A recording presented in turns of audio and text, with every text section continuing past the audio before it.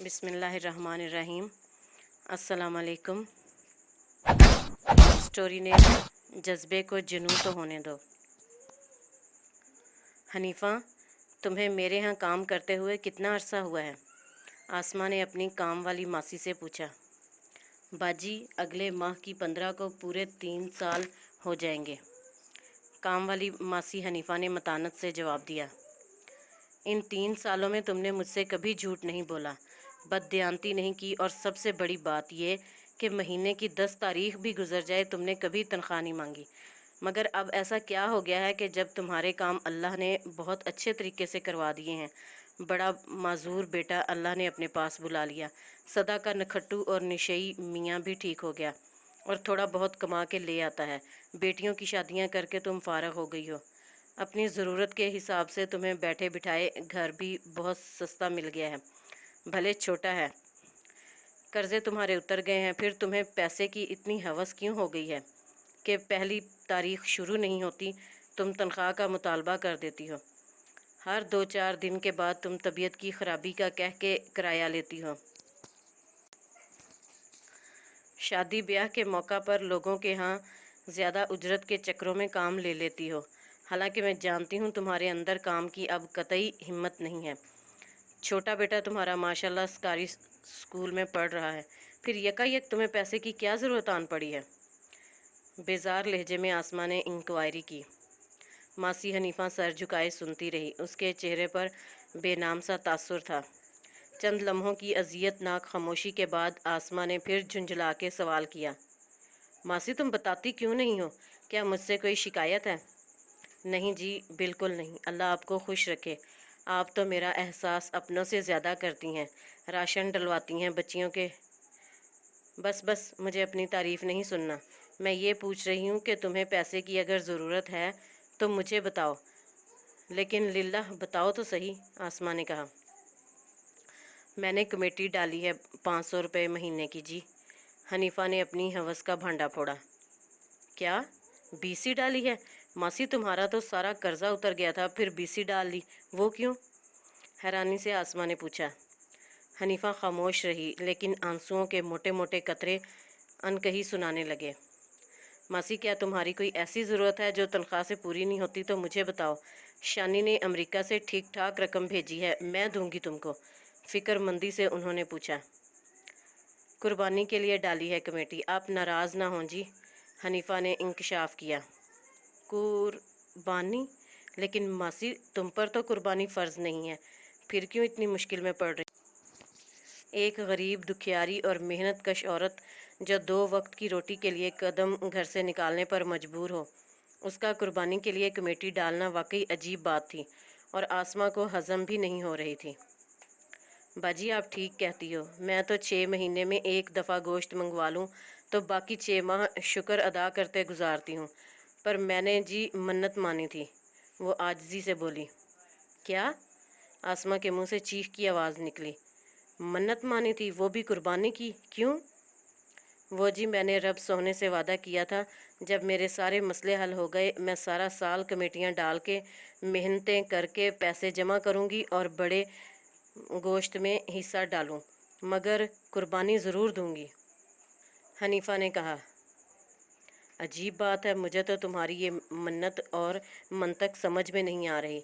बंदा नफलों की मन्नत मान ले, रोज़े रख ले, देग की नज़र न्याज दे दे, ये क्या 15-20 हज़ार रुपये की मन्नत मान लो? कंधे उचकाते हुए आसमा ने कहा। हाँ, आपको बाजी पता भी कैसे चल सकता है इस मन्नत का? हनीफा कुरलाई।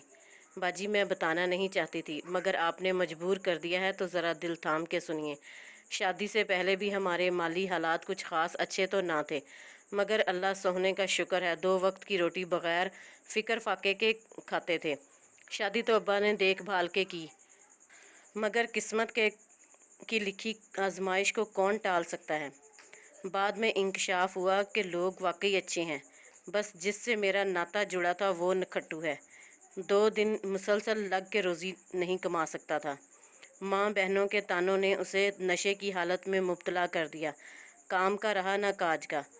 बच्चे अल्लाह ने साल साल के वक्फे से 4 दे दिए।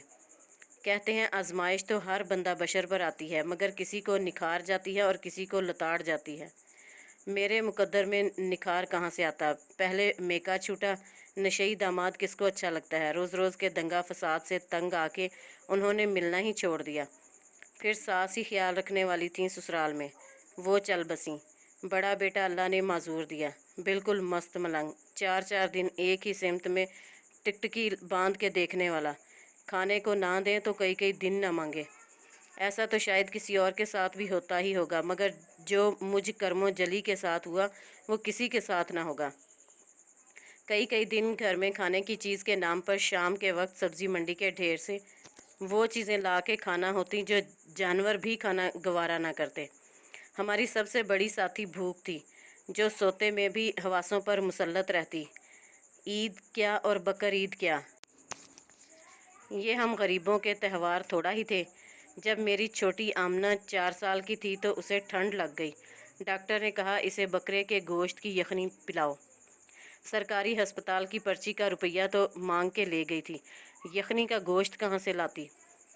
2 दिन के बाद बकर ईद थी। सामने कॉलोनी के हर घर के सामने बकरे बंधे नज़र आ रहे थे।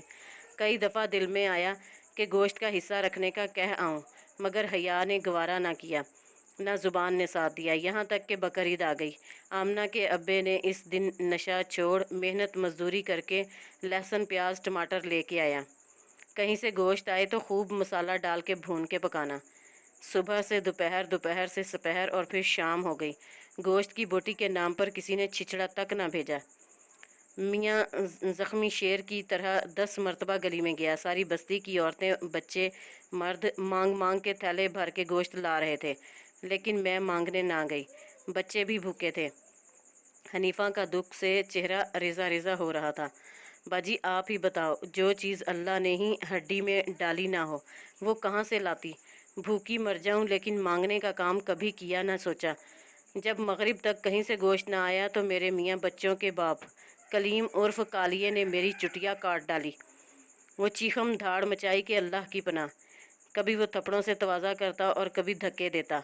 नामुराद तू भी दो चार घरों में नामुराद तू भी 2-4 घरों से गोश्त मांग के ले आएगी तो क्या नाक कट जाए तेरी। नाक तो कटेगी ही तेरी, खा गोश्त लाए या ना लाए। उसने पागलपन से छुरी का मेरी नाक पर वार किया। बाजी हनीफा दोनों हाथों में मुंह छुपा के रो दी। नाक तो अल्लाह ने कटने से बचा ली, मगर छुरी मेरे कंधे पर लगी। बड़ा खून बहा था मेरा। बच्चे खौफजदा हो गए। इस दिन मैंने अल्लाह सोहने से बड़ा शिकवा किया। ये सारे ढकोसले हैं कुर्बानियाँ, हज नमाजें।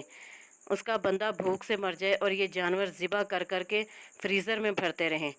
तब मैंने अल्लाह सोहने से वादा किया था, जब मेरे हालात अच्छे हुए, जब मुझे 2 वक्त की रोटी सुख से घर बैठे मिलेगी, तो मैं पैसे जमा करके मेहनत करके खून पसीना एक करके तेरी राह में कुर्बानी दूंगी। ढूंढ ढूंढ के उन घरों में गोश्त बांटूंगी जो गोश्त की लज्जत से सारा साल महरूम रहते हैं। मैंने बहुत मेहनत से 8,000 जमा कर लिए हैं। आप देखेंगी मैं भी कुर्बानी दूंगी, मगर अमीरों वाली नहीं, उसके बंदों वाली। भले घर में एक बोटी ना बचे। मैंने 4 साल से बाजी सूट नहीं सिलवाया, नया जूता ना लिया, कोई अंगूठी कोई छल्ला नहीं ख़रीदा कि एक मर्तबा में बनाऊंगी। गरीब के पास गोश्त आए तो वो अपनी गरीब बरादरी में बांटता है, जैसे अमीर अपनी बरादरी यानी अमीरों में ही तकसीम करके खिला पिला के फारा। हनीफा ने बात मुकम्मल की तो आसमां ने ठंडा पानी पीने को दिया। गिलास रखने के बहाने वो उठकर चंद लम्हों के लिए अंदर गई। वापस आई तो उसके हाथ में 1000-1000 के 20 नोट थे। खामोशी से उसने वो नोट हनीफा को पकड़ाए। ये क्या है बाजी? हनीफा तड़प कर बोली। ये हमारी कुर्बानी के बकरे की रकम है। अल्लाह को खून और गोश्त तो नहीं पहुंचता, दिलों का तकवा पहुंचता है। हमारी तरफ से ये कुर्बानी तुम कर लो, जितना जी चाहे रखो और जितना जी चाहे तकसीम करो।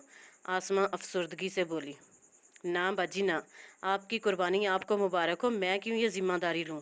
हनीफा ने इनकार करते हुए कहा। नहीं हनीफा, हमारा बड़े में भी हिस्सा है, वो हम रख लेंगे। तुम ये पैसे ले जाओ। नहीं लेकर जाओगी तो मैं बकरा मंगवा के तुम्हारे दरवाजे पर बंधवा दूंगी। हनीफा, सारे अमीर एक जैसे नहीं होते, और जो अमीर लोगों की तरफ से तुम्हें दुख सहना पड़ा उस पर मैं माफ़ी मांगती हूँ। अल्लाह के लिए हम सबको माफ़ कर दो। और اور دیکھو تم نے میرے ساتھ کتنی بڑی نیکی کی کہ مجھے قربانی کے اصل مفہوم سے آگاہ کر دیا، مجھے مخطبتین تک پہنچنے، انہیں ڈھونڈنے کا راستہ دکھا دیا، بے بس لاچار لوگوں تک۔ مجھے یہ سمجھایا کہ اللہ کو واقعی گوشت اور خون نہیں، دلوں کا تقویٰ پہنچتا ہے۔ گوشت کھانے کی بات ہے تو تم نے کھایا، میں نے کھایا، ایک ہی بات ہے۔